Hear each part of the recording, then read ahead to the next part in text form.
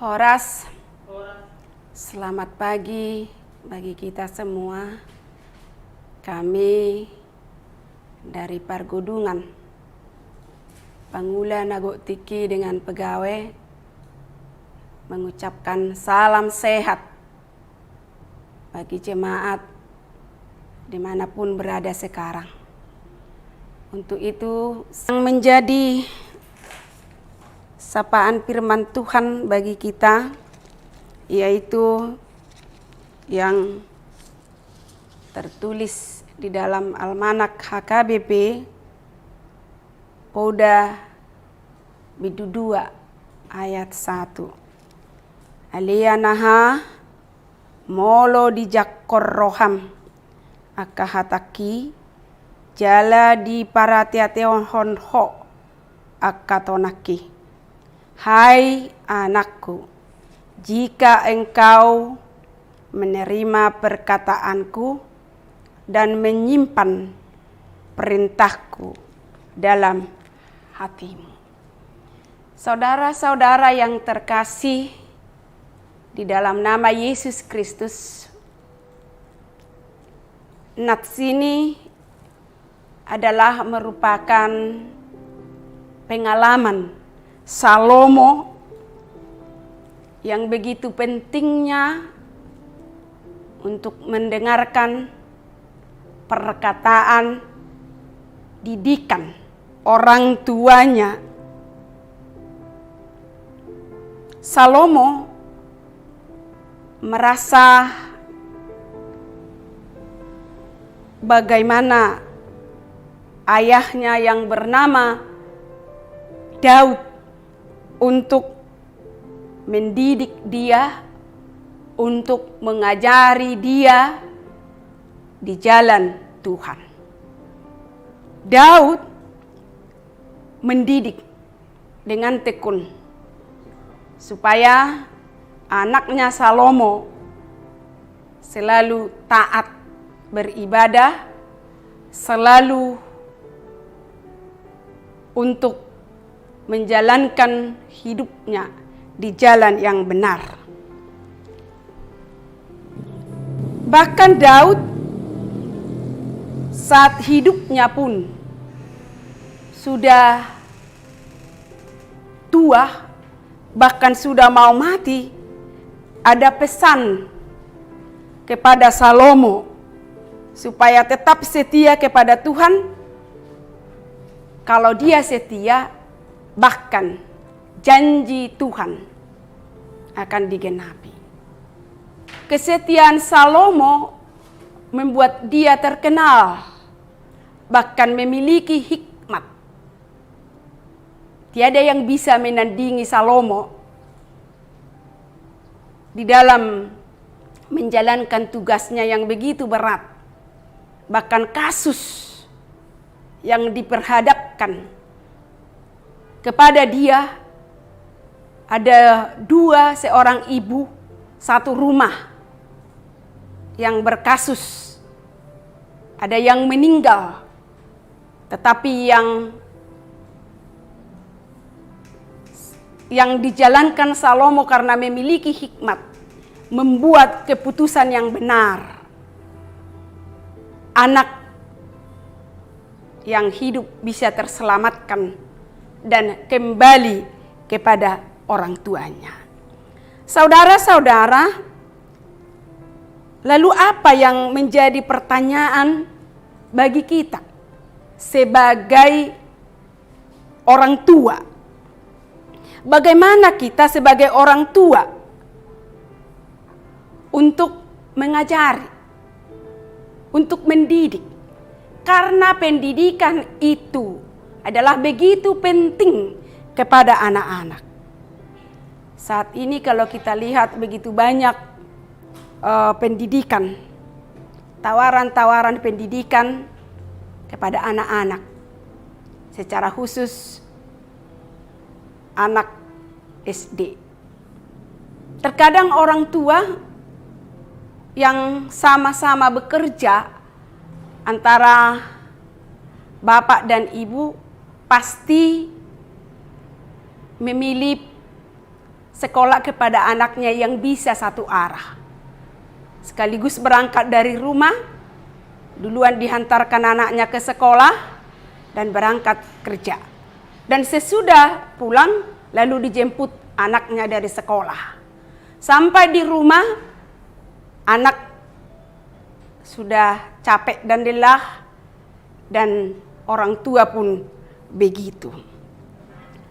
Orang tua merasa bahwa tugasnya sudah selesai karena sudah disekolahkan ke sekolah yang terkenal, ke sekolah yang mahal. Lalu dia berpikir, saya bisa beristirahat, anak-anaknya menjalankan apa yang menjadi tugasnya kalau ada diberikan tugas atau PR di rumah.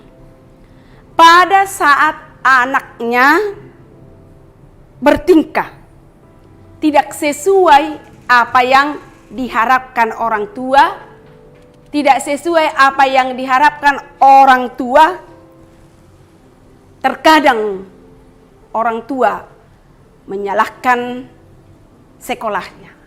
Terkadang orang tua menyalahkan gereja atau guru-guru sekolah minggu dengan nada yang begitu keras dan mengatakan, kurang apa lagi bapak, kurang apa lagi mama, karena sudah disekolahkan di sekolah favorit. Bahkan setiap hari Minggu kamu bergereja di sekolah minggu.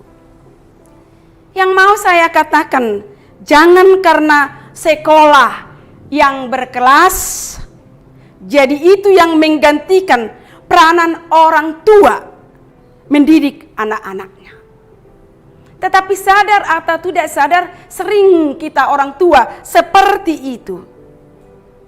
Inilah yang menjadi kelemahan. Inilah yang menjadi kekurangan. Inilah yang menjadi masalah soal mendidik anak-anak.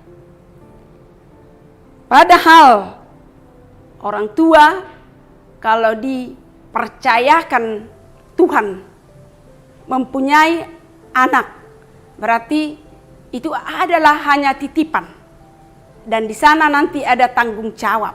Makanya dikatakan di dalam Ulangan, ini adalah perintah Tuhan langsung kepada orang tua. Ulangan 6 ayat 7, haruslah engkau mengajarkannya berulang-ulang kepada anak-anakmu dan membicarakannya apabila engkau duduk di rumah, apabila engkau sedang berjalan, dan apabila engkau berbaring, dan apabila engkau bangun.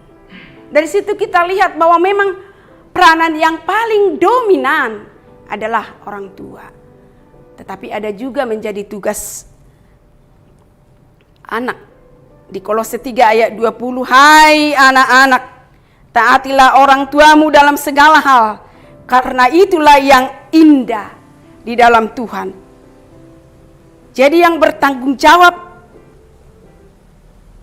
dalam mendidik, dalam mengajari anak, keluargalah, bukan orang lain. Orang tualah yang seharusnya mendidik anak, menempa anak. Bukan gereja, bukan sekolah. Gereja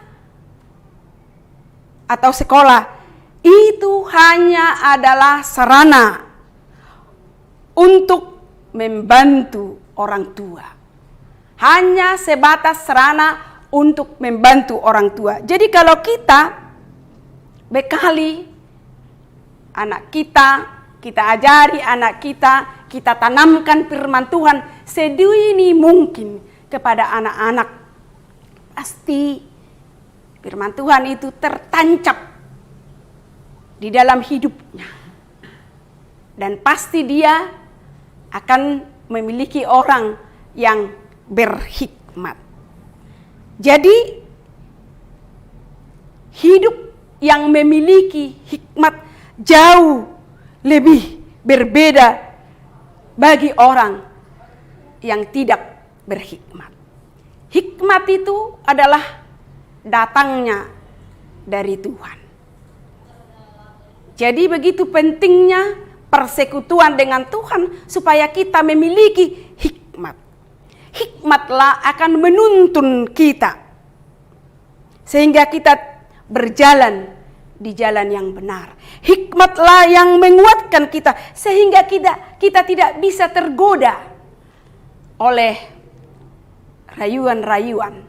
Karena di dunia ini begitu banyak rayuan-rayuan yang buat kita tergoda. Tetapi kalau kita berhikmat, berarti kita sudah tahu membedakan manakah yang dari dunia ini, manakah suara yang dari dunia ini, dan manakah suara dari Tuhan. Untuk itu, marilah kita selaku orang tua mendidik, mengajari anak-anak supaya anak-anak takut akan Tuhan dan kelak menjadi orang yang berguna.